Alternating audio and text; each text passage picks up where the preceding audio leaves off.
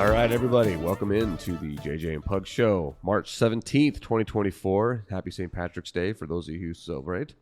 I don't know who you are. I don't know either. Like, it's like we talked about, it's kind of a weird thing to celebrate, right? Like, I think it's just another reason to drink and wear green shirts. Like Cinco de Mayo. Yeah, but for white people. For white people. Yep. For us, we finally get something. It's fine. And I'm not even Irish, but I'm going to celebrate. Like, why not? Everybody else is. I wore green today. Oh, you did? Yeah. I wore green socks. I wore a green tie today. Oh, check you out, man. You were all in, man. Yeah. I got cousins who are my aunt married a man who is Irish. Last name's Brady, right? Most Irish name in the world. Dude, every year they would take family photos on March 17th and they would send out almost like Christmas cards, but they were St. Patrick cards. It's the only people. I know. I didn't even think that was a thing. Oh, man. But trust me, I love you, Brady's. I love you all. I look forward to seeing your family posters. Your family cards. Posters. He would like to see those too if you want to send those. I've seen the calendars, so you know. But anyway, so welcome everybody. If you can't tell, I have definitely picked up something while I was on that cruise. I'm pretty sure it's just a cold. Man, it is a man cold though. You know what I'm talking about? It wiped me out. Completely wiped me out. I was good on the cruise. Couple nights in, I think it was like the second or third night in, I woke up just shivering uncontrollably. I could not. On the cruise? On the cruise. Oh, no. And I think it was because I turned our room thermostat all the way down, basically. Yeah, like anybody does when they go. Yeah, absolutely. I'm not paying for the AC. No, and I want it cold when I sleep. Exactly. I'm taking advantage of it. Did you have a balcony room or? No, interior room. So, but my feet were freezing cold, dude. I was having these crazy dreams about being like stuck in the tundra without any shoes. My feet were so cold. And I think what it was is there was like a draft coming in underneath my blanket. I didn't have it all totally covered. Oh. So anyway, it just wrecked me. And I'm pretty sure that's what's done it to me because I'm done for, dude. I'm struggling hard right now. So I apologize to everybody out there. But you know what? This is like that Friends episode. I got that super sexy sick voice. Yeah, it's perfect. It actually sounds fine. You a little bit deeper, like Barry White voice going. Nice. Do you want to sing for us a little bit? Oh man, can't get enough of your love, baby. Oh, he did it. Yes, yeah, I just had to remember which one I know. I'm sorry, that was awesome. You guys should have saw his face. He broke his hands down and got everything. My hands out, and I was all ready to roll. That was perfect. All right, so anyway, back from the cruise. Yeah. Had a good time. Went with my two cousins and their wives, and it was awesome. It was 5 days out. I'd love to say that there were some amazing excursions that happened, but really the only thing that happened was my wife and I, we rented a scooter on the Bahamas in Nassau. About died. I mean, they're dangerous, bro. Those things are freaky. They fast, dude. I have one at home. I have one of like the Segways from. It's like the bird scooter type. Yeah. Dude, they freaking fly. Well, that's the problem with this one is it didn't.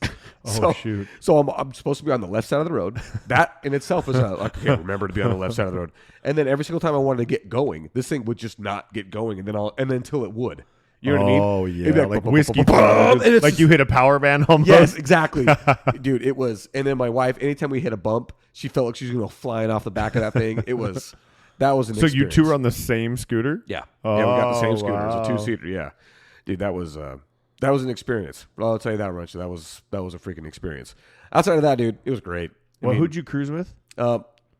Celebrity. I thought you were going to ask, like, who with me? I'm pretty sure I just said my two cousins. No. Who'd you cruise with? The cruise line was Celebrity Cruises, yeah. I've never had that. Is their customer service pretty good, too, just like anybody else? Because they're not American? Exactly. That's the thing. So I've only been on two cruises. Both cruises with the same cruise line and unintentionally on the same boat. Oh, wow. So this time went on like almost like the exact same time as last time. I felt like everything was the same except for coronavirus has already happened. Corona 24 didn't hit yet. Yes. You got back in time. Oh, dude. And let me tell you this. So we were flying out of Miami. We had a layover in Dallas. We had already had to reschedule our flights because our initial layover was going to be in Denver, but they were expecting like a foot of snow. So they had to reschedule us. We went through Dallas.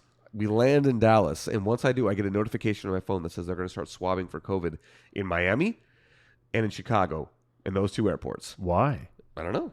I mean, I hadn't been paying attention. Swear they're just trying to get something again, dude. I'm just telling you, that was one of those things where I'm like, I just missed it. And I'm in Texas. I know they're not going to mess with me. We're definitely not doing it in Texas. We're not going to do it in Texas. We're good. I started getting flashbacks, man. But, I'm sure. But hey, we're good. We're back. It was a good time. I'm glad we're here. I will recover from this soon. Well, so customer service, right? The reason why I asked, because my favorite thing about cruises is customer service that we talked about, right? Yeah. So I had an experience with customer service that was seriously, it was above and beyond. And I'm like, this dude could work on a cruise ship. Like, that's how cool it was. And he was American. Oh, all right. Let's hear it. I meal prep a lot of food, right? My wife and I both do. So I was looking for a microwave, bro. And this may seem very minimal, but when you have cold rice and cold turkey, a microwave will change everything. So I went up at a soccer tournament in Scottsdale, and we're up at like Bell Road. So we're at this Bell 94 park, and right across the street is this place called The Thumb. It's a gas station barbecue joint, very Midwest. That is very super funny. cool, but it's Diners, Drive-Ins, and Dives was on it. It's fantastic. Like, they're the one of those like, oh, hey, we sold out of brisket today. I'm sorry. Their mac and cheese, out of bounds, like crazy good. Okay. So I go in looking for a microwave. Well, it is a convenient gas store like type thing, but it's not. Like, they don't have the food like rollers or like things you'd heat up. So I'm looking around. I walk through this whole store, and I'm like, you got to be kidding me. There's not another convenience store anywhere around here. So I go up to the I guess the barbecue pay area, and I was like, hey, man. And he's a younger kid, probably not even 20. And I'm like, do you guys have a microwave in here? And he's like, no, we don't. And I'm like, all right, man, thanks. He goes, well, you want me to heat it up for you? And I'm like, you mean go back in the kitchen and heat it up like in a microwave? He's like, yeah, I'll do that for you. I'm like, bro, you have no idea. What a stud. People don't do that for No, people. Like, and it's something so simple. So he did it. I was like, dude, I did it in 2 minutes. Just put it in for 2 minutes. Leave it the way it is. It'll be fine. 2 minutes is done. Another chef guy brings it out. Says, here you go, dude. I'm like, dude, I want to come back right now and buy barbecue from you, because you don't get that kind of customer service anywhere anymore, it seems like. Or if you do, it's so rare, we have to talk about it on a podcast. We have to give the guy a shout out because he's doing something above and beyond. And he was, I don't even know his name, but I wish I would have got his name or his Instagram tag or something for this moment, because I was like, dude, I am going to talk about this, because you don't have customer service like that with this generation so much anymore. No. And it's crazy. It's always looking for the opportunity to be like, no, not my job. Yeah, he didn't have to. He could have said no. And I'd have walked out of there and tried to shove cold rice and turkey and just been like, or I'd have drove somewhere else. But nope. I sat in the car and ate it real quick, and it was phenomenal. I was very happy. And I'm like, man, if I didn't live so far, I would almost drive back up there. If I could have tipped the dude, I would have. But one of those moments where that's where a tip may be warranted, right? He didn't ask for it. It's not there. But I'm like, dude, I want to give him like $20, dude, just for heating my thing. I'm like, here, lunch is on me today, dude, just for being a nice guy. What a stud, man. That's awesome. That's good to hear stuff like that. It was just rare nowadays. Because let me tell you what, man, after having been on that cruise where everybody, and I mean everybody's hounding you for a tip. Oh, yeah. I mean, you don't pay before? No, I do. Oh. So on the cruise, no. Oh. On the cruise, nobody's saying a thing. Oh, yeah, when you get off. Yeah. Oh, dude. Every possible person is asking for a tip. I'm like, for what? Like, we show up to the cruise terminal. We're dropping off our bags. Guy says, you got to let us know how good job we're doing. I was like, all right, you're doing a great job. Starts giving me the money, rubbing the finger, the universal finger rub. Fingers, and I'm like, oh, dude. I think of Home Alone 2 when he gives him some gum. Yeah, gives him a piece of gum, exactly. Zebra stripes. So my thing is, I didn't carry any small bills. Yeah. So I'm like, I guess I got to tip this guy, dude, and it bothers me so much. I gave him $20. Oh, for what? That's like, all what I did he had. do? He did nothing. He did his job. I'd have been like, no, I'll get you coming back. I'll get you coming back. But the thing is, it drives me nuts about stuff like that. It's like, this is literally his job. That is his job. I know. Whatever. I ordered food last night, and there was a tip place, and I was like, nope, right away, right? And the guy behind, like, he couldn't say anything, but it was like he wanted me. Actually, you know what? I paid cash, and he gave me $1.50 back. And there's that tip jar right there. And I'm like, you pocketed it. I'm like, yeah, absolutely. I put it in my pocket. I'm like, why would I not? Why would I give you? What did you do besides? Yes. You could have flipped the screen around, and I could have picked what I wanted, dude. Yes. No, I'm good. Dude, yeah. That's exactly, man. Yeah, So tipping. But my wife actually sent me an article. Apparently, there is a study out there that has shown that Americans are tired of tipping. And I want to be like, who commissioned this article? Of course we're tired of tipping. Yeah. I didn't need a study to be done to know that nobody how wants to long was continue that to give out study? more money. I don't know. It was you just could have done it in 3 minutes because you could ask anybody around you, and your study would be over, dude. I know. First 100 people you see walking in the store, they're all going to say no. Yeah, nobody wants to be giving out more money, especially now when we're all strapped for cash. Yeah. Inflation's at an all-time high. Everything costs so much. Is it though? Money, I feel like people think it's not. Yeah, well, people will tell you it's not. They will tell you it's not, and that is one of the craziest things that people try and get away with. I'm like, dude, do you know what things cost now? Compare what it costs now to just 4 years ago. Just 4 years ago, and the cost of things is astronomical. But there are people in this world that don't see it like that. Yeah. And that's what's crazy. Oh, it's fine. No, it's not. Like, No, it's not. It's not even okay. Like minimum wage is almost $15 an hour. Like around everywhere. Now federally, I think it's 7 something, right? I think that's the federal minimum wage is like $7.58. I think. I don't know exactly. Whatever. We have to look that up. We could verified. But it's crazy that so Lexi's gonna hate me for telling this story. So I love how Lexi constantly gets called out here. So she had a chance to make $15 reffing a game, right, this weekend, and she decided no. And I think there was some complications with just between her sister and her. She didn't have a ride, whatever. But she's like, I wasn't gonna do that for $15. I was like, bro, you would have worked for an hour and made $15. I had to work when I worked for an hour washing dishes. I made $5.15. Like, yeah. I'm like, come on. And so I had to have a conversation with her about like, you need to like understand what you're saying right now. When you say I said, cool. So now instead of having $15, you've got $0. Like, how's the zero feel? Like when you want something? Oh, that Dutch Bros that's 3 Dutch Bros trips for you. And you just kind of get the quiet. She just gets quiet. And I'm like, I'm just saying, like, $15 is $15. I would go ref a game right now for $15. Why not? Yeah. That's lunch. Especially if you're not doing anything. Yeah, you're not doing anything. You sat on your butt. You probably slept. Lexi probably slept, dude. Yeah. And Allie, she's just as guilty. So when she's listening to this, you're just as bad because you could have got up and went too. But it's their spring break. Oh, yeah, Give dude. me a break. Yeah, I can't work during spring break. Yeah. There's no way.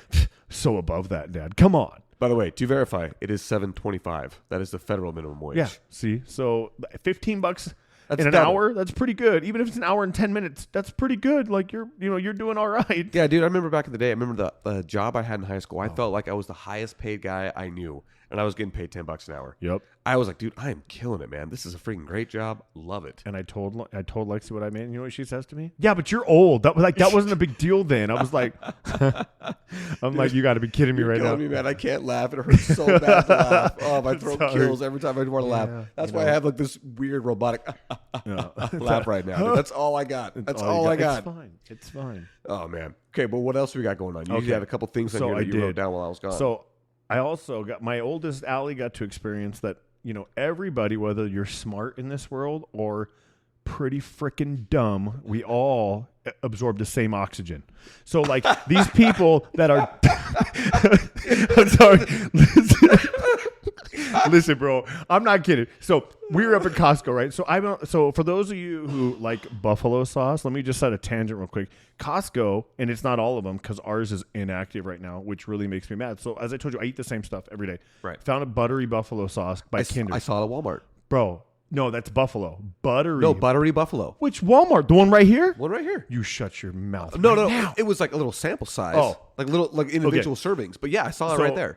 So Costco sells a giant thing of it, right, for $7. Amazon, the same bottle, $16.99. Wow. So I've been on a tear to try to find this stuff because I've got a taste of it, and it's just I have to have it. I know what happened. That happens to me, dude. So Costco being, crack addicting people like they are, they give you a little bit, then they take it away, and then they comes back, you buy a pallet, right? So I went on a quest, dude, for finding. I know. So I went on a quest for finding this stuff, right? So I wanted to go to there's one off the 101 in Cave Creek. There's a Costco there, and we get out, and I know they got buffalo sauce there because, or at least I think I do. Anyway, I'm like, it's right here. We're going to check it out. So as we're walking in, I see these people trying to fit a queen-size mattress into the back of a Jeep, okay? And I'm like, oh, you probably just didn't think that through. I mean, whatever. And then I really start to look at what they're doing, and this is how dumb these people were, okay? They bought a mattress in a box. And they opened the box? No. Listen, not only did they open the box, they cut the vacuum seal. Oh. And what does it do? Opens right up to a queen size mattress. Are you kidding me? No, I'm not. I'm like, I sat back. We sat and watched for probably, 5 minutes, watching them try to fold this mattress back in. The box is sitting right next to the Jeep with them, dude. Oh my gosh. I looked at Allie and I was like, listen, these people vote. Yes. Just so you know. They are on the roads. They are on the roads. They drive. They breathe the same air as you. And this is how they think. Think about this. Oh my gosh. So we go inside and I found my buttery buffalo, which, boom, got me. So I got one in the car now. Who on earth? So as we're leaving, what do I see in the return lane? The mattress with the box on top. No way. So I'm like, And so I go outside and the Jeep's still there. And I'm like, should we wait to see if they're dumb enough to do it twice? Maybe this mattress will fit if we open it up, dude. Dude, oh my gosh. It was so good, dude. I'm like, man. Did you see him come back out with the mattress though? No. Oh, you didn't wait that long. I didn't wait because we had a soccer game to get to and stuff like that. So, dude, but I was like, I can't believe that. That is unbelievable. So dumb. I'm like, these people, I'm like, what are you thinking? It's literally like, it's in a box that's probably 3.5 feet tall, right? You know, and it's probably a foot in diameter. Yes. Or, it fits nicely in a box. Yeah, it's perfect. It's a big rectangle box. You can put that in the Jeep, no problem. You could have slid it across the back seat, but no. Yeah. They laid down all the seats, bro. And I'm just sitting back there just watching. And him and his wife, dude, they're folding in the side, trying to get it to shove in. And they're like, you can just see. And meanwhile, the box is literally right there that they pulled it out of. And dude, you're like, that you is guys something are dumb. special. That is something special, man. Something you can't make up. It's just crazy. Okay. And I know this isn't universal because everybody thinks this when I think of Scottsdale. That's where all the rich people live. They're driving I'm looking like probably a new super nice Jeep. Okay, super nice Jeep. Mm-hmm. These people make money to live there, shop there, drive that Jeep, and they still made that stupid decision. What goes through your mind? Hey, honey, just open the box and let's put it in. Yeah. Like, huh? Why? And that's the thing. If let's say the dude's dumb enough, right? We'll go with us because we are the dumber species. I think we can agree. No. This is not something. No, I'm not putting this on us. No, I'm not either. I'm not putting this one on us. Let's just say this guy was dumb enough to say, hey, honey, let's open it up, right? Between the two of their brains, nobody said, it's in a box. It's vacuum sealed. Let's just find a way to make the box fit in the car. It's already in a box. Even if I have to leave the back window down, the box hanging out a little bit, at least it's a little box. It's a foot by a foot. Like, it's good to go. And you said they already laid down the seats. Yeah. You tell me you can't fit the box on those seats? I'm telling you right now, I cannot, like, it is so hard to even explain how I wanted to videotape it, but like, dude, you got You're killing me. I'm just Pug's thinking gonna about die. this right now. Dude, I'm going to die. Everybody driving right now should be dying laughing because I'm telling you, that's what I was doing. I was just in awe. Like, I couldn't. I was so struck. I couldn't even record. Like, I wanted to just watch, like, to see where this was gonna go, dude. And then I'm like, I got my phone. I'm like, I'm putting this on the notes because I have to talk about it because that is fantastic stuff, man. So soccer is because we were there because of soccer, right? So there's the other thing I want to talk about is, listen, if you're a parent and your kid plays sports, it is not your business to yell at the refs. It is not your business to come off the field. Like, we had a parent come off. Like, so girls soccer, believe it or not, is very chippy with certain teams. Like, these girls are tough, dude. My kids come with bruises and it's cool to watch, and it does get sometimes out of hand. Some teams are dirtier than others. Yeah. But that is the coach's job and that is the ref's job to handle, right? Yeah. But dude, you see these parents like talking crap to the refs. I'm like, the ref is 15. You're an adult. Yes. Like, just sit down. Like, yes, I could nitpick everything and I don't understand all the rules, but stop. It's embarrassing to watch these parents get so wrapped up in a club soccer game that it's a tournament. It's like, look, they don't win money. It's not even a big deal. But what kind of example are you setting to arrest your kids when you're over there? Dude. Call it fair, ref. Call it fair. Oh, call it both ways. Just shut up and sit down. That is exactly all the things you were saying. In my mind, I'm thinking, what example are you setting for your children? Dude, it's so bad. It's so stupid. I mean, even just yesterday, this is much lower stakes soccer, right? Right. My son's soccer team, which is 7 and 8 year old kids out there just doing their best, right? I am substitute coach for yesterday, last game of the season. Perfect. So, I'm struggling right now on this. I was struggling even more yesterday. Okay. In fact, my daughter was running my monster out to me after every break. I'm like walking over to the sidelines, and she's running up with the Lord's juice, buddy. I need this right now. I need this so bad right now. Anyway, but then the other coach was the other ref, and he was in it. Like, he was running around with the kids, kind of staying in the middle of the game. I was staying on one sideline just so I could call whether it's out on this side or it's not. Like, that's all I was doing on my side. And that's what I've been doing every time I sub. But later on, after one of the breaks, my wife's like, they're not calling it both ways. I'm like, who cares? Yeah. They're 7 and 8 years old. Yeah. Like, they're just out here to learn how to play the sport. Right. Right. And to our family, in our team's credit, that was on that side, nobody said a thing. Yeah. Nobody said a thing. Nobody got up in arms about it. Nobody was yelling at each other. It's because it's good. We're just here to let the kids play They'll learn the sport, do their best to try and figure out how to play this game, and eventually they're going to progress a little bit more. Maybe they keep playing, maybe they don't. Yeah. But at least they got the exercise today. For you parents who take it upon yourselves to go out there and quote-unquote educate everybody else on how the game is supposed to go at a club game, at a high school game, junior high, shut up. Seriously, shut up. And then furthermore, the other thing is if your kid gets into some kind of riff with another kid, right? And I'm not talking it's a male that's trying to beat up your daughter, right? Those are circumstances. That's a total. But I'm talking two girls, same age, roughing each other up, and they get into it. Sit your butt on the sideline and let the ref stop it or the coach. Yes. You don't need to be running out to the middle of the field to stop and defend your kid. First off, life sucks. People need to wear a helmet. Sometimes you're going to get hit in the mouth. Yeah. Like, you're going to have to learn how to take that. And I don't condone violence, but I'm just saying it's a game. It's emotional. There's a lot of stuff. There's competition. There is. So as a parent, I sit back and I'm like, dude, if my kids get into it, I'm like, hey, you better stand up for yourself, dude. Don't take no crap. But I'm not going to, like, my kid gets hurt, like, right in the game. Okay, let's not injured. I'm talking hurt, right? There is a difference. For those of you who don't know, there is a difference. My kid gets hurt. I'm not running out to make sure they're okay. Why do these parents run out to check on their kids? I'm like, yo, helicopter parent, let's get back. Like, you're not going to do anything for them. And it's soccer. Most of the time they're faking anyway. So they're just looking for a reaction. But I'm serious. I've watched enough where I'm like, look, yes, like I said, girls soccer it gets rough. They get chippy. They start checking each other with bodies and stuff. It's awesome. But people need to sit back and just understand that you're not doing your kid any good by going out and fighting their battles for them. No, in fact, you're doing them irreparable harm. Yeah, because you're showing them that the youth will take care of it. They don't need to take care of it themselves. No, and not only that, but like let's get real here. When it comes to if your kids pushing each other, shoving each other in a game, right? Soccer, football, basketball, whatever it is. Or in my living room, like I just let the two older ones fight the other day, dude, for like 3 minutes. There you go. Until one pulled hair. Then I was like, you're done. And then the rest of it, I'm like, nope, you guys go ahead, body each other. Dude, it was getting bad, but I just stood back and watched. I'm like, I don't want to break anything. Because how many times have you fought with your siblings? If you have siblings, if you haven't fought with your siblings, I would argue you're lying. Like, there's no way. Like, you always fight with your siblings. Yeah, absolutely. I will say for me, physical altercation was very minimal because I had a younger sister and an older sister. And then my brothers were much older. No. So a little different. Yeah, it was a little bit different. But even then, you say it still happened. It still happened. And you better believe my dad let me know how un-okay it was that I was hitting a girl. Right. Quickly. Right.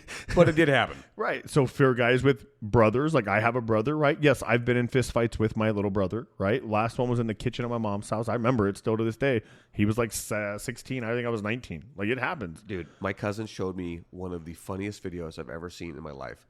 It was of his two sons fighting. they were trying to do their family night where they're trying to close down the night, and either one, I don't know what it was. They're getting mad at each other, and then they just started wailing on each other. And so my cousin's wife, instead of stopping it, just got her phone out and just started to record it. And dude, some of the the older brother gets up and just gets on top of it and just smack right in the side of the face. The younger brother got all mad, kicked him off, and then kicked through the back. Dude, it was some of the screams and yells, some of the funniest freaking thing I've ever seen in my life. You gotta let it happen. Like, I just say okay, and I mean, like, and then I made a teaching moment out of it, right? Because they got done, and I said, okay, look, both of you, this is your sisters. I don't ever want you to hit in the face. That's not what we're trying to do.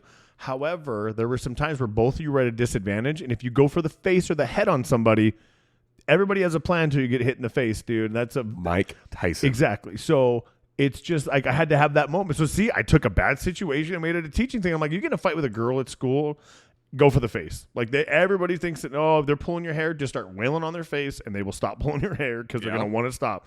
And so, let them fight. I just let them fight. I'm like, whatever, I don't care. How about it? And not only that, but it's like there's something to be said about, I know this is true of guys. I don't know if this is true of girls, but can you tell me any time that you got in a fight with a guy that didn't end up with a good relationship with that guy? Dude, I'm telling you, no. That's exactly why men should fight more. So stupid. Men and weird. should fight more, dude. I'm telling you, I had an experience like this where with a dude where we didn't fight, and to this day, I wish we would have fought. And I actually told him that about 3 months ago or 4 months ago. I was like, remember that time we should have fought because I think we would be better. Yeah. Because if not, there's always that tension with us.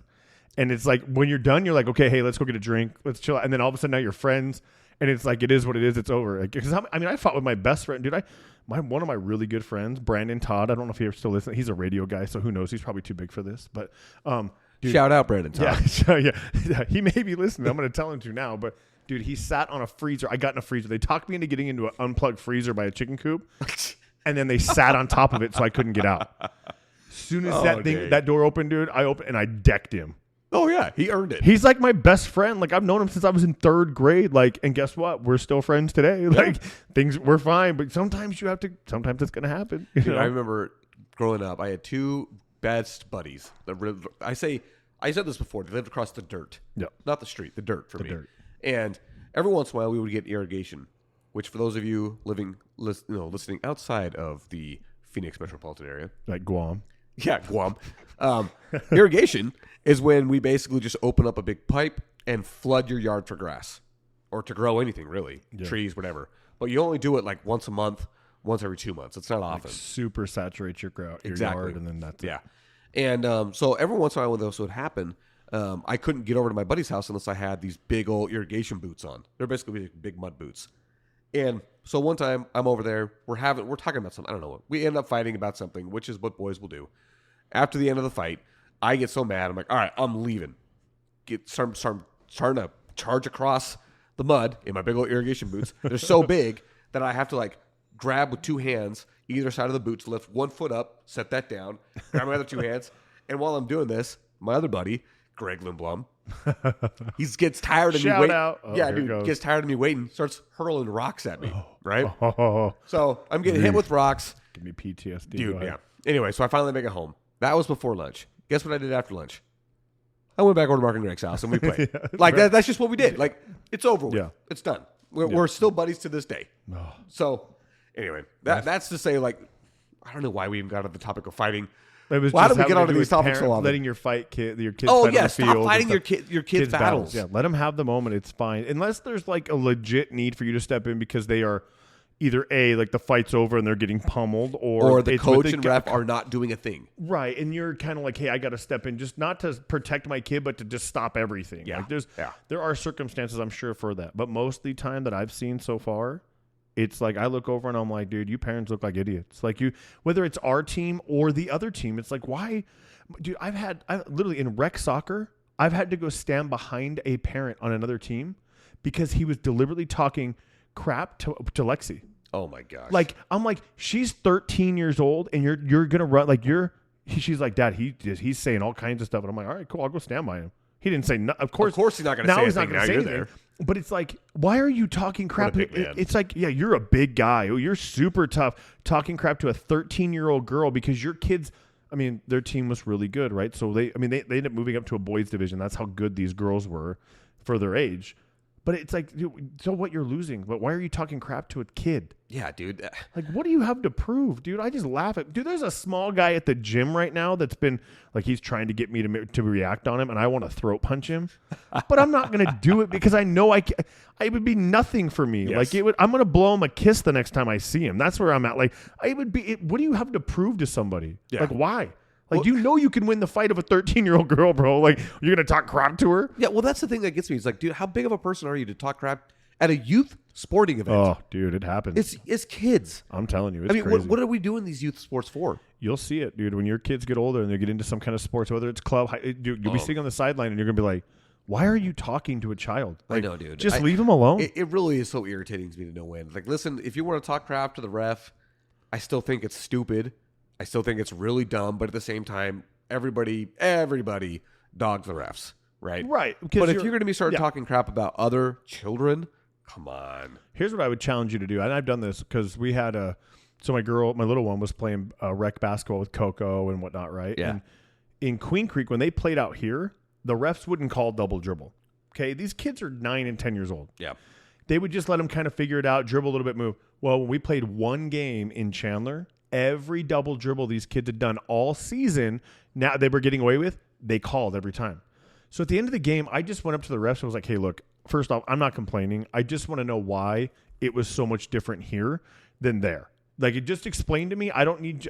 And dude, they were at first. I think they were real like, oh crap, here we go. Here it goes. Yeah, and I was like, no, I'm good. Like, you called the game. I don't care about the score. It's freaking rec basketball. But I just want to know why. And I find out that Queen Creek was doing it wrong. The ref should have been calling it at that age the whole time, but they hadn't. And I said, and that makes sense now because we got screwed the entire game for it there. But in that Chandler facility, you can't double dribble at that age. So it makes sense. Yeah, it does. But basically what happens when you just ask somebody a question instead of being mad, because I could have mother F those guys the entire time because every time they touched two hands on the ball or double dribble, they blew a whistle, and I was like, bro, I'm going to throw a basketball at you. Like, why? But now it makes sense. That's the way it should have been called, and now these guys out here have been letting people slide. Yeah, I do wonder at what point you're supposed to start calling all those, because I know I got reprimanded in one of the games that I was sub-coaching for Benton, and in one of the soccer games, I called a handball on a kid, and the minute I did it, the guy's like, we don't call handballs. I was like, oh, then what are we doing? I mean, I feel like that's what kids should know. No, like, I agree. There's certain rules. Well, there's certain rules in soccer. Like, yeah, you don't. I'm not going to call offsides. Yeah, like but if the kid picks the ball up, are you going to call hands? Yeah. Like, yeah. I think that's a different rule. That's what I mean. Sure. It's like I kind of felt like I'm like, this is kind of like the genesis of soccer. Right. We don't use our hands. Well, and that's like double dribble, right? Like, most of these kids are still figuring out how to dribble. Just how to dribble the ball. They're going to stop because they almost lost it. They caught it, let them dribble again. So, like, I think there isn't a cutoff point, and it may be 10, 11, and maybe this is the age they were at, and they're just, it just happened to be like this with this, facility that the refs were. They just didn't call it. But either way, it's just one of those things where with refs, if you're a parent in any kind of sport,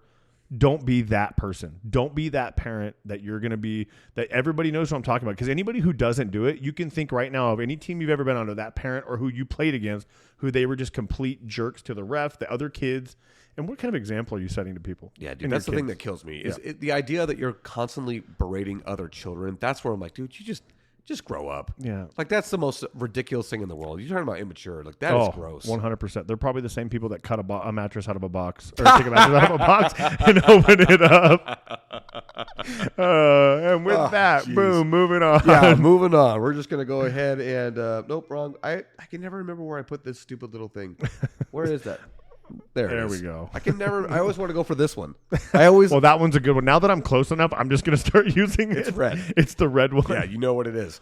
Anyway, so with that being said, hope everybody enjoyed the good talk about fighting. Yeah, fighting and being, and certain people breathing the same air as you. It sucks. And like, cutting, that's still leave the mattress in the box, dude. It's what it's for. Funny. When you get home is when you cut it open, dude. Oh my gosh. Yeah, make it up. I'm telling you. Oh, okay. We can keep going on this. I'm not going to. Dude, I just want to say, not that I called it, but Justin Fields is a Pittsburgh Steeler. For nothing. For nothing. For nothing. And here's the thing I'm thinking is, why would you pick up Russell Wilson and him? Like, who's going to be benched? So the reporting already is that Russ is the starter. Fields will be the backup. How is Fields like okay with that? I would never. I mean, well, I guess if you get traded, you don't really have a choice, right? Yeah, like, you're screwed. But damn, that sucks. I think honestly for him though, it's a good situation. No, it will be, but he's got to wait for Russ to do something stupid, which we both know it won't take long. Yeah, he'll do it. And how dare you send me Mitch Trubisky? That's right. That was so funny, dude. I can't believe that happened. That was so hilarious. That was just perfect timing. That's all it was. Mitch. But like, I look at it and think, okay, one, for Justin Fields, being in Pittsburgh is a good spot because they have Mike Tomlinson, who is the longest tenured NFL coach. He's never had a losing season, which is truly mind-blowing. That's crazy to think that. He also is in a place where they've got some good offensive weapons. I believe they just traded Deontay Johnson, so it's not like he's going to be there. But they have a pretty solid run game. They've got George Pickens for a wide receiver. They've got a really good tight end, Pat Freiermuth. So they've got some options for him. And the one thing he did not get in Chicago, but he'll get the opportunity in Pittsburgh, is to learn. To sit and to learn. Yeah, and like we talked about with Russ, maybe that's what he's got knowledge. Yeah. Whether you like him, Broncos country, let's ride. He can be the cheesiest freaking dude in the world, which I think he is. But he has some kind of knowledge to impart on Justin Fields. And we both agree that Chicago destroys quarterbacks, so Christian Williams is screwed, which is fine. Caleb Williams is screwed, which is fine. I'm good with it because I don't like him. I had heard, and I don't know if this is true, I heard some rumors that the Commanders were basically going to sell the farm to move up one spot so they get Caleb Williams because he's from the D.C. area. Dude, let them have them. I hate the Redskins, so it doesn't matter. Or the Commanders, whoever. Yeah. Whatever. Terribly. I hate them, so it doesn't matter to me. And dude, I actually would love to see that happen. One, because then if let's say if he turns out to be like CJ Stroud, has an amazing year, then the Bears are going to have to look at themselves again and be like, man, we had the first overall pick again, and we passed on 2 the Bears are taking him for sure. Like, you think so? At this point, I mean, the Bears have had a great offseason with this trade. They picked up Keenan Allen, DeAndre Swift. Like, I thought DeAndre Swift. I thought they were going to DeAndre Smith or something Swift, right? Swift. It's Swift. Yeah. I don't know. I mean, he was an Eagle. He was an Eagle. Yeah. He was a Lion. Yes. He played at University of Georgia. Yeah. So they have it. So I thought they were like, no, we're gonna build around Fields, and with that kind of Keenan Allen, do you talk about a safety blanket? Pickup, dude, that's a big pickup. Did you see that realize that you with the Keenan Allen with Adam when and Big Daddy when he's like, you need to go back, but I don't want to go. Yeah, I did see that, dude. That was pretty good. So, but that's probably how he felt. But maybe he thought he would be okay with Justin Fields. Now you're like, oh yeah, hey, you're getting a quarterback who's basically said that he wants to be an owner of the team. He's not going to do a medical examination when he needs to. Like, he's just, I mean, he paints his nails. Like, this is the kind of guy that you're going to be catching the ball from. I don't know. I was listening to Ron Wolfley on Arizona Sports talking to, oh gosh, man, why can't Mel Kiper Jr. asking him Mel Kiper? You know, he is the draft. He is king. The whiz. Yeah. Yes, exactly. He made NFL draft coverage what it is today. If you want to look that up, just go look up the story of Mel Kiper Jr. Without him, the NFL draft coverage wouldn't matter. Nobody would care about it. Anyway, asking him about, so what do you think about Caleb Williams crying in his mother's arms after a tough loss? Oh. And Mel Kiper's just kind of like, nah, you know, I don't really think much of it. It just cracks me up because Ron Wolfley is all over that. He's like, dude, you just lost a game and you're going to go jump into the stands and have your mother hold you? Yeah, like a little baby. Like, Listen, I understand the game is emotional. Sure. I am very much that guy. I cried at the end of the last game, my senior season. I remember that. And I remember because we were losing and that was the end of it. And I remember feeling that. Like, this is it. It's over. Yeah. But that was over for me. Yeah. It was over. Caleb Williams, you're going to be playing the next week. Like, I don't think it's a big, like, if he would have sat on the sidelines on a knee watching the other team celebrate and just, because we've seen that with Super Bowls, right? Yep, absolutely. Some of those players, they're like, I'm not going to hide. I want to see what they're doing. I'm going to be emotional because I want this. Yeah. Which that's fine. But yeah, jumping up into your mama arms, dude, and it's no disrespect to the mother. No. But come on, bro. Yeah. Like, what are you doing? Yeah. Like, are you trying to get some sympathy vote, like some sympathy money or something? I don't. What are you trying to do? An endorsement for freaking baby wipes? Like, I don't know what you want, dude. Like so stupid. Something, man. Like, it's formula. I don't know, dude. It's crazy. I just can't. Honestly, I don't understand Caleb Williams. It's one of those things where he's going to have to prove us. He's going to have to prove us wrong. Yeah, and I will eat crow all day long. And I'm not a Bears fan. And I know my brother-in-law Joe's listening, so good luck, bro. You can have Caleb Williams. Yeah, for real. Like, that's one of those things where I will be happy to admit that I'm wrong on that. But I don't know. I just don't see it. I don't see the hype behind it. I don't either. And he better come out and ball out because now he's a starter. He ain't going to be sitting behind anybody. Yep. I hope so. Who's their second string? I don't even know. It doesn't matter. I hope he wins the job. Like, coaches are like, hey, this Caleb guy, we really dropped the ball again. We've screwed up the number 1 overall pick twice now. This is one of those things, though, when it comes to, like, backup quarterbacks. Is there a better job in the world than No. backup quarterback? Ryan Fitzpatrick. Dude, best money. backup quarter ever. And money. He's got so much money. I only think there's 32 teams in the NFL. There's a few teams he hasn't played for. He hasn't hit all of them, but I know he's got a ton of kids. I think he's got like 10 kids. No, that's Phillip Rivers. No, Phillip Rivers got a ton of kids. Fitzpatrick has. I think Fitzpatrick's maybe it's a family thing, but he's got a picture. Maybe it was like they have some kind of picture with his kids and his family or his kids and their boyfriends, whatever it is, with all of his jerseys on from different teams. 6 kids. Yes, 6. Okay. Wait, hold on a second now. No, he has 7. He has 7 kids. That's enough, bro. That's a lot. Basketball team. That's a lot, man. And how many teams? How many teams has he played for? Let's see here. How many? What does Wikipedia's lying notes tell us, dude? I'm telling you, it's got to be over 15. It's got to be. I don't think he played for that many. I think he played for, I'm going to say 7. Oh, I feel like it's over. 9. Played for 9 teams. Still, it's a lot of teams in the NFL. I feel pretty good about my guess. That was a really good guess. Yeah.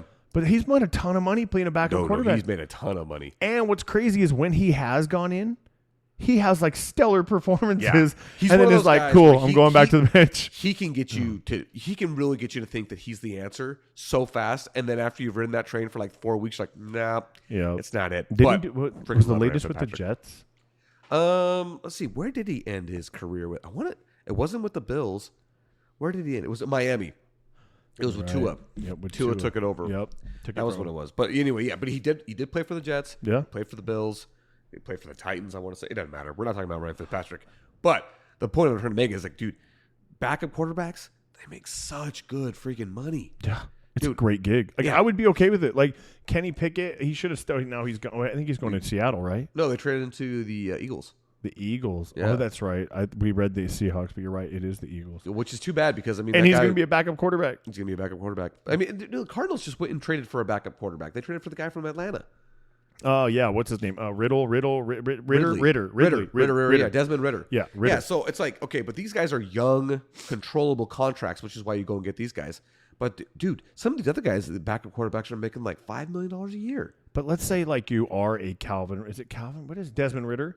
Yeah. And you're like, look, I'm probably not going to play. I'm going to embrace the backup role, be the best backup I can be, and then hopefully stick around, make my $5, $6, $7 million a year doing what?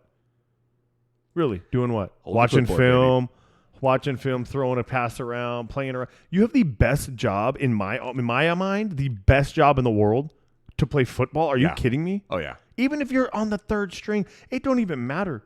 Like, I'm like, dude, I get to go all the places.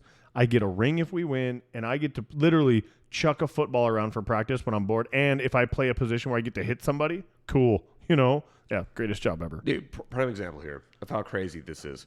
Jameis Winston just signed a 1-year deal to be with the Cleveland Browns as the backup quarterback. $8 million a year. 4.7. Still. $4.7 million. $1 million guaranteed. Wait, hold on a second. No. Maybe I'm reading this wrong. 1 year, $4 million guaranteed, 2.79 in a signing bonus, 1.21 million in base, and up to 4.7 million. $9 million.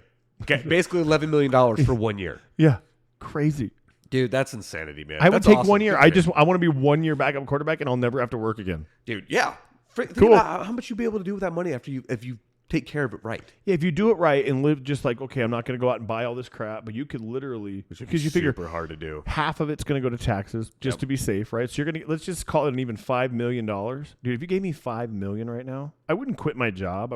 But I would never have debt again. I would own everything. Like I said, you would never know if I won the lottery. But there would be signs. Exactly. There would be signs. Yep, no joke. No more great value for me, baby. Yeah. But, speaking of guys actually like really taking advantage of the NFL, dude, Kirk Cousins again. Oh my gosh. Again. I can't even hate on it. I'm happy for him. I'm happy for him. I hope he gets to retire a Falcon. Yeah.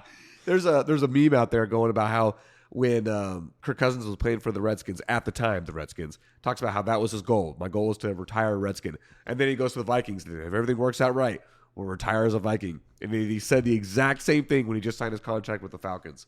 I wonder if he uses it when he's like negotiating his terms. Like, my goal is to come here and retire here. Yeah. You know? Like, it's worked for him, whatever it is. Dude, I tell you this, man. Like, I actually look at the Falcons and think they could be a pretty good team. Yeah. That's a terrible division. Really bad. I mean, they just got to beat Baker. That's it. And he played really well, he but did. It's not consistent. Yeah, I'm not going to say that's a pushover, but I mean, really, you have one team to fight there. Did Tampa get rid of Mike Evans, or they re-signed him? They re-signed him. Yeah, they re-signed him. So, but I mean, yeah, I just look at it and think, okay, you know what? Atlanta, they got some pretty solid options.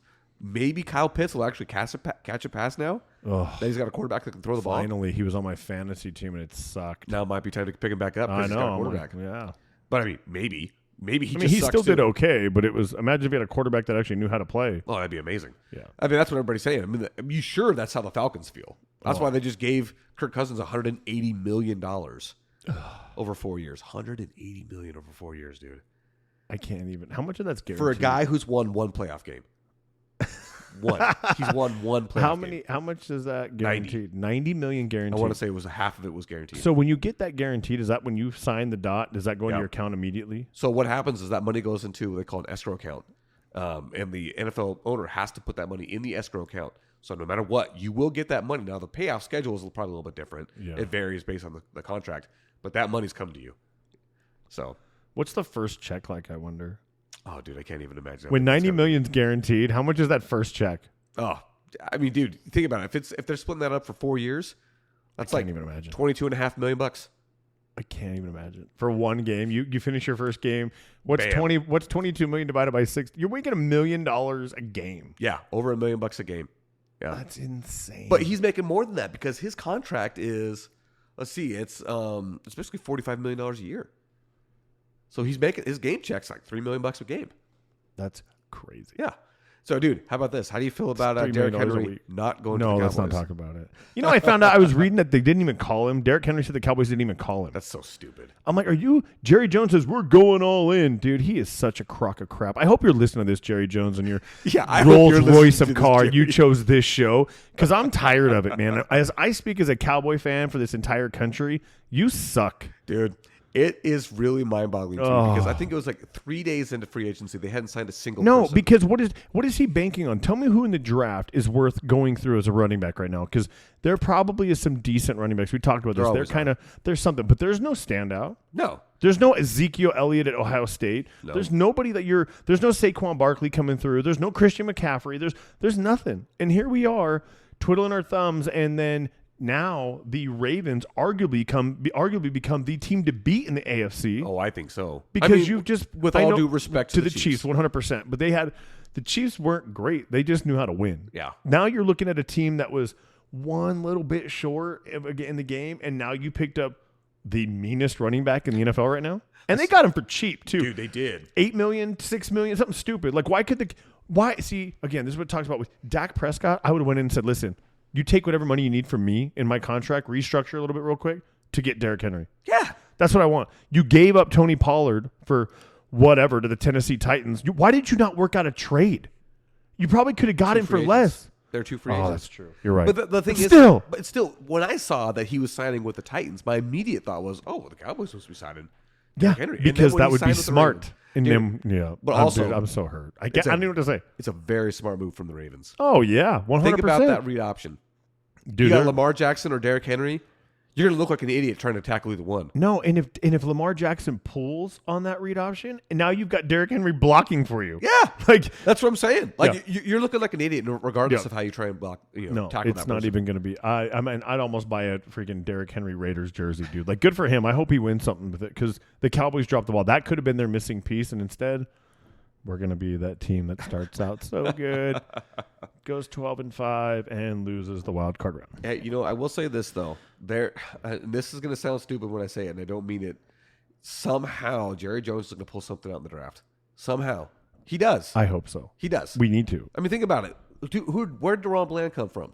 I know. Micah Parsons was a guy that got picked like 13th. Yeah. CeeDee Lamb went 10th. I mean, and we picked up. Who's the other? We picked up a receiver. We're working on Stephon Diggs. Like, it's close. Like, it's either signed or coming.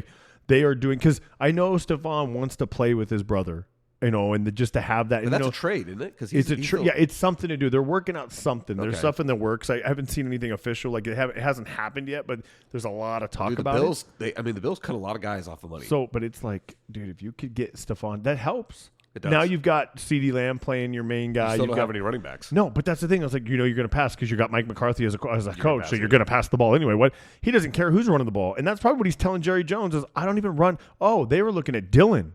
AJ Dillon, yeah. He re-signed with the Packers, though. Oh, did he? So that's who they were looking at. I saw that for a while. That guy is a load. Yeah, that helped. That helped, but nope, dude, got nothing. Like, we're going to be. I just don't even know. If it makes you feel any better, I only know the name of one guy that the Cardinals signed, Jonah Williams. Left tackle from the Bengals. He's probably going to play right tackle. 2 years. Because they got rid of that anchor of a non-playing. I love DJ Humphries. I know, because you're a Cardinal fan at heart. Not just that, but like I said, I said this in a couple episodes back. It's like his personality is such that he's a pretty hard guy to hate when you hear him talk. He's just a big, fun-loving dude. I think he's just dumb. I don't know. I just don't like the way he walks around. I've seen him walk around the field area and whatnot. And it's just different. Like, because when you see all the players come through, everybody's got their own kind of thing to him. Dude, you would have thought he was like Joe Thomas. Like just the best lineman. I'll tell you this, as far as Arizona Cardinals offensive lineman goes, Deuce Latui was a guard. Yeah, but you're saying I was thinking lineman. So I should have said the offensive tackles. So, we don't have a long history of great. Jared Veldheer is probably the best left tackle I've ever seen play in a Cardinals uniform, and that was for like a season and a half. Yeah, and that's it. So I mean, like he was here for 9 years. And I'm not going to tell you he wasn't good.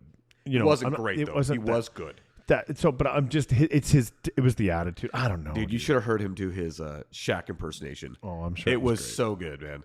He's a personality. I'm gonna have a hard time saying goodbye to that guy. He was a fun guy to have on the team. Just like I said, great personality. Seemed like a good dude, but he might have been. I don't know. Like I said, it just seems super arrogant, and most of those guys are. So I get it. Yeah, exactly. But then you see the ones that aren't. They're just walking because they're like, you know what? I play football for a job. Like I'll be nice to anybody around. I'm cool. You see them when they're signing autographs and they keep. And that's another thing I want to ask you.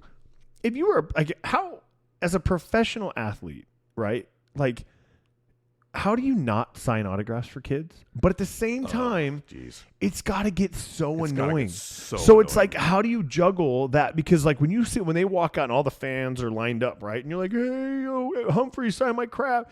And they just keep walking with their head down and they have headphones on. Like, I don't know. I feel like I don't even care. Like I feel like I would have to sign stuff just because the whole reason I am making $1 today, my check's going to clear that $3 million check's going to clear is because these people are in the stands. Yeah, like that is a hard one for me to answer because I could see both sides so easily. Because one, dude, how do you stop? Like, okay, maybe you go up and you sign like 2 or 3, but then what tells you, all right, I'm done, and you keep on moving because there's a whole bunch of other kids that are still waiting, right? So it's like, how do you? I don't know, dude. That's a hard one to answer because I wouldn't want to do any of it. Not to say that I wouldn't, but I wouldn't want to do any of it because, dude, that sounds so boring. Well, and that's the thing. Every stadium, every game. It's not like you have a week where you don't have it, right? Well, I take that back. Your home games, it's not so bad because the way you go out, it's different, right? You're allowed to park probably underneath places or whatever. So you're not right. Home games are different, but on away games, but again, these people at away games have come to see you play, and they don't even live in your home state, and you're gonna walk right by them and just. I don't know where I would be. Just for the record, I don't know how I would feel, but I can't imagine not signing. Now, adults, dude, here's the thing. Yeah, screw you, adults. Yeah, because they're out there selling this stuff, and I get that, right? Like, when you're working with Kyler Murray, and he's watching it, and he's like, "No, hey, I know that guy. Don't let it. I don't want to sign his stuff because he's just going to sell it. That's different, you know." That I understand, but these kids, you're like, you know, some little, 7-year-old boy or girl holding your jersey. Like, I don't know how I'd say no to that. I'm like, hey, come here, I got you. That's what I mean. It's like I don't know. Because like that's and her dad or his dad may sell it. That's that's you know what I mean. But that's like one of the reasons why kids go to spring training games in baseball is because you do have so much closer access to these players, and they do sign the stuff.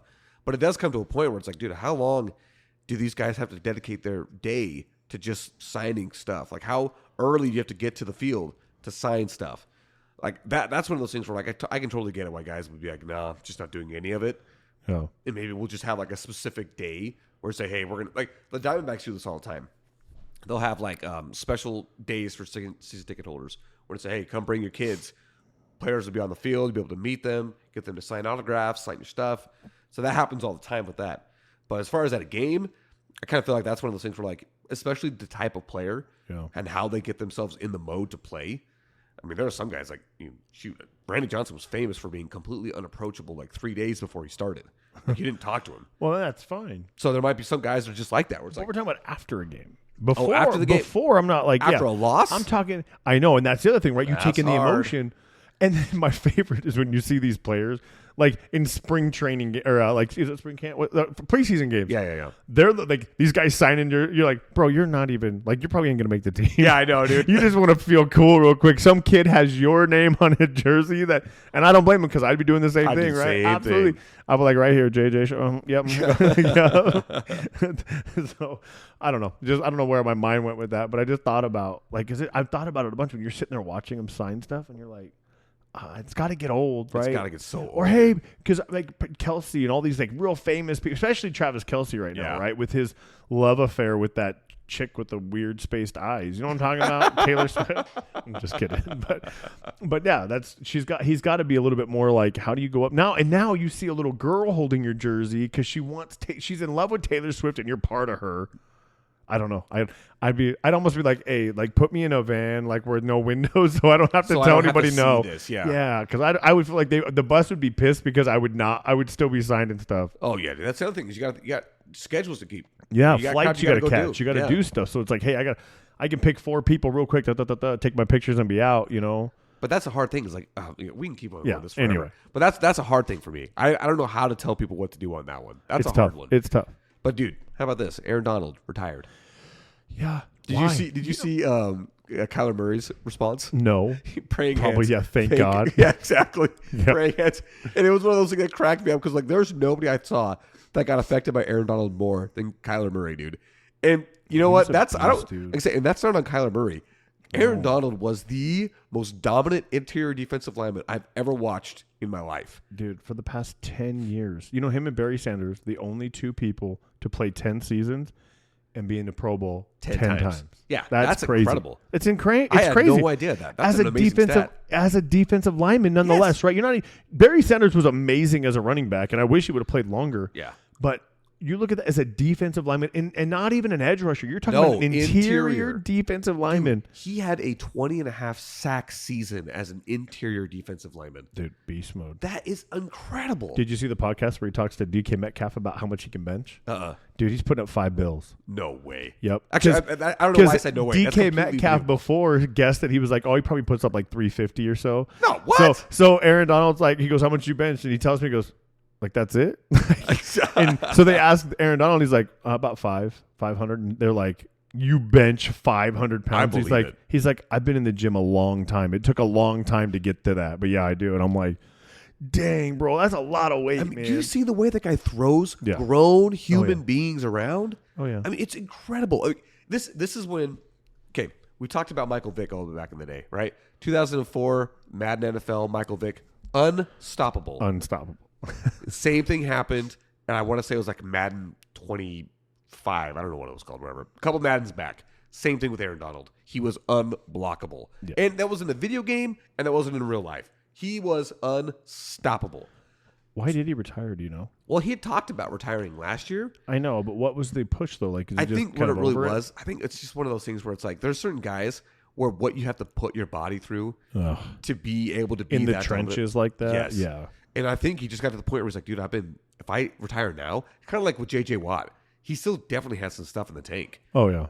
But you know what? If I call it now, no one's going to say I left too soon or left too late. Well, but he's also got kids and stuff. I don't know about Aaron Donald, though. So maybe he's at the same stage where he's just like, hey, look, I'm good. Like, yeah, I've played. He got paid that massive contract. And I think it really was one of those things where it's like, you know what? The amount of work I got to go through to be able to maintain this level. Well, and that's the thing. We talk about how good Aaron Donald was. Everybody knows J.J. Watt. Yeah. How many years did he play in the league? I honestly don't know. I think he played 13. Okay. How many Pro Bowls did he have? Oh, dude. That's a great question. I can't imagine. Just for comparison, because when you talk about defensive linemen, J.J. Watt is somebody you talk about. He played for the Texans for years. I want to say 8 years. Played for the Cardinals. Maybe he made it 10. 12 seasons. How many Pro Bowls? So let's see. I'll have to look that one up. Keep talking. So my thought is with him being, everybody knows J.J. Watt, and that it just goes to show you how good Aaron Donald was. Is every year he was in the league, he was the best of the best because J.J. Watt, 5. And J.J. Watt is known as one of the best defensive linemen of all time. Not just as a Texan, just in general. And then you've got Aaron Donald, who, dude, I don't know how you. It's you know what's funny is we'll never. It's like the Barry Sanders thing. We'll never know how good he could have been because he didn't play long enough, right? Yeah. Because Emmitt Smith holds the record for Walter Payton stuff. Yeah. But Barry Sanders would have killed that if he would have played 15, totally 16 agree. Seasons. Totally agree. No doubt. And I'm a Cowboy fan. Like I'm telling you right now. Like Emmitt Smith was phenomenal, but he was not Barry Sanders. What's crazy is both J.J. Watt and Aaron Donald were Defensive Player of the Year 3 times. Aaron Donald, 10-time Pro Bowler. J.J. Watt, 5. 10. Twice as many Pro Bowls, and they almost played the same amount of seasons. Yeah. That's crazy. Yeah. Only he played 2 less season differences. Yeah. He played less seasons, and he had twice as many Pro Bowls. Dude, oh man, but I'll say this. When J.J. Watt was at his peak, do you remember how incredibly crazy he was in Texas? Yeah, absolutely. But Aaron Donald's been doing that the whole time. It's true. As a Ram. And the thing also with Aaron Donald, never got hurt. Nope. That guy was never hurt. And that was and that was the one drawback on J.J. Watt at the end of his career with Houston, was that he got hurt a lot. Yep. Big injuries, not like little my hamstring. Like, no, I tore a tricep. Oh no, I tore a bicep. My pec's torn. Real legit injuries. And Aaron Donald dude, oh my gosh, what a beast! I can tell you this right now. Good freaking riddance. As a Cardinals fan, I am happy to see you. I'm good to go. Good on you. You won your Super Bowl. You got paid. Good on you. Peace home. out. Yeah, get out of here. Enjoy it. Get out. Yeah, Stop destroying our division. Yeah, dude, I don't want to see you trying to tackle our guy anymore. Yeah, I'm done with that. Dude, did you hear that story about the McNeese State coach who took the job as a head coach of their basketball program? I want to say that they lost 25 games the season he took over. And at his press conference, he says, we're going to win over 23 games next year. I promise it. Mark it down. Guess what he did this year? 32 wins. Really? 32. Totally turned that season around. That guy has got the biggest nuts ever. For him to call a shot and actually come through with it, that's freaking amazing. Yeah, that's great. Good for him. Yeah, that's dude. Really good. I think it's amazing when you see it. I wanted to end that on a positive. You know what? This guy, he called a shot. He made it. Good job, McNeese State coach. Good for him. Dude. I don't even know your name. well, like fat kids at dodgeball. We're out. Yeah, stay fresh, cheese bags. I'm dying.